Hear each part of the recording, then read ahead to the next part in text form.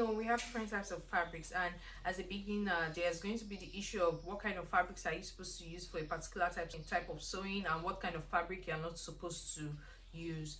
So why some people may say you can use off in some certain fabrics to sew anything, some people will tell you cannot use off fabrics to sew anything.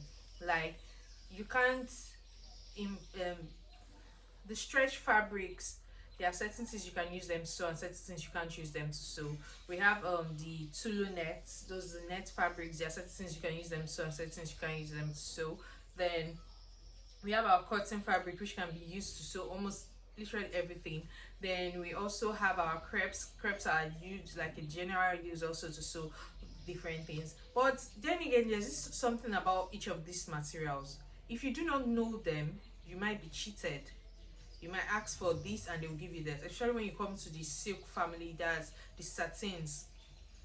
Under the satins we have our Duchess, Mikados, silk, raw silk, and there are so many different types. And if you do not know, you might just be giving the normal regular satin in place of Duchess if you do not know this difference with in the materials. So I'm going to be showing you some materials that I have here, that and I'll be telling you their names and how to be able to differentiate some of them. Why? And also I'm going to be showing some Ankara, two different types of Ankara. Normally we have like, for the major sets in Ankara, we have the small, the medium, that's how it's being range, and the big Ankara. The small Ankara sometimes is made out of rubber, so it's said. Why the medium is more like 80% polyester and 20% cotton, and the big Ankaras, they are 100% cotton fabrics. Then also I will be showing you some cotton fabrics also, a cotton fabric rather, and also I'll be showing you some crepe that I have here, and I'll be showing you a satin and a Duchess, so you'll be able to see. And I hope even just by seeing, you'll be able to, when you next go to the market, be able to differentiate and know which one it is.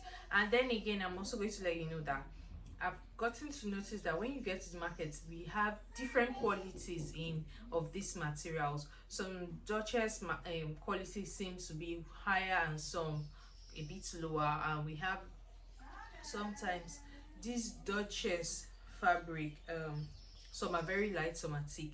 Then also with crepe, we have some very light crepe and we have some very thick crepe.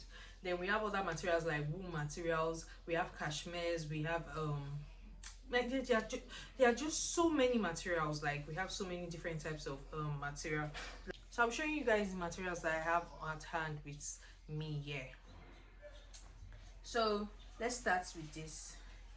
This is a Duchess. It has this shiny face right here, and the back is a bit rough for this particular one. There's another one here.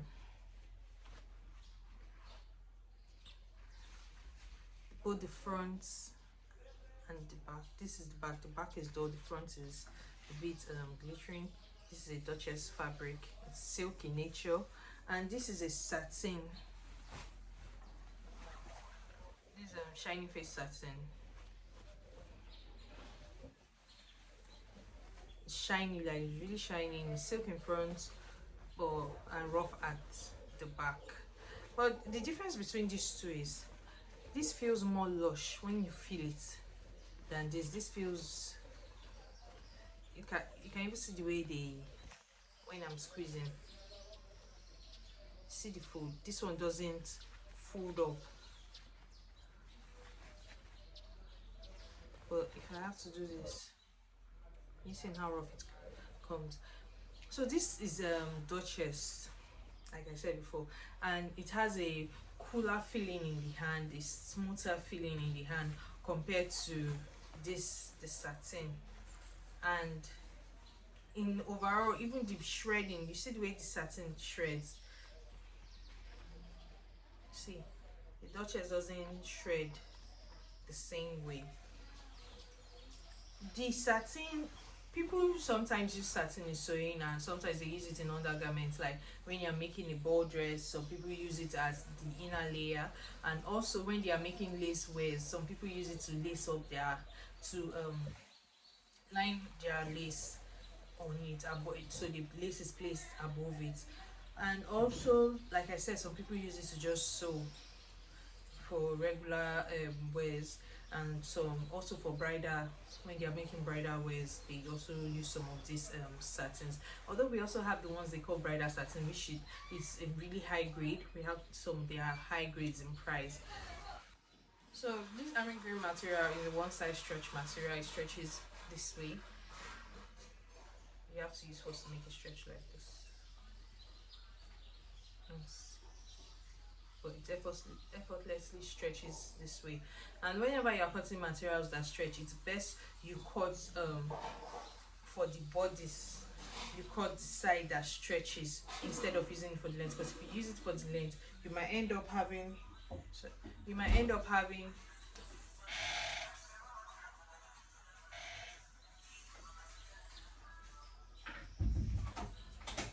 if you cut the part, if you cut the part that stretches, you might end up having for your length, your dress or whatever you're sewing with it, when you are washing it, it might stretch out in size.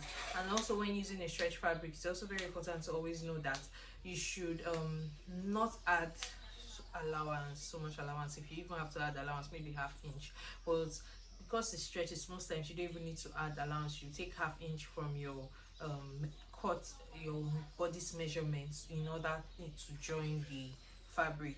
And also when sewing stretchy fabrics, you are usually advised to use the zigzag stitch for to sew it, so that it doesn't lose when you sew. That's when the person is wearing, so it doesn't lose, because most times straight stitch cannot hold stretchy fabrics. Hold on. Then for the Ankara cottons, then for the Ankara, like I said, we have different types. But right here with me, I'm holding just two types here. This is the small, this is a small Ankara fabric. How you know them? They have just one print at one side. They usually don't have the back prints, just one-sided printed. Then the medium ones will have both front and back, but the texture, it's not 100% cotton, so it's polyester and cotton mixed together, so it's usually a bit light and strong, but still looks very fine and like and that. Then this is the 100% cotton Ankara. This looks beautiful, by the way. So if you look in, this is the back and this is the front, but it almost looks the same. So you have to be very careful when you're cutting this, so that you do not cut the back as the front. But when you have it at hand, you'll be able to spot some difference. Like in this one, the back is looks a bit glossy, while the front doesn't have that gloss. The back, yeah, sorry, it looks a bit glossy. I don't think the camera is going to show it well, but let me just bring it close. She's not really showing it. But then again, the front doesn't look that glossy. But if you do not take your time, you might end up cutting the front, sewing the front as the back and the back as the front. While for some other of these big cotton, it's easier to identify the back and front. I think maybe because this one has a lot of color variation on it, that's why it's a bit difficult. Then we have our organza. It's different from organdy. Organdy is more glossy and it's more expensive than organza in the markets. But this is an organza material. And we have our nets. These nets, we use them in making ball dresses, also used for making designs on clothes. Like, it's a net. They use it for robe making, bridal robes, bridal dresses, whatever you want to use it for in that field, it's very perfect for it. But also another thing people should understand, that they have different textures. Whenever I make ball dresses, I usually go for very soft ones. Not just soft, anyhow soft. I try to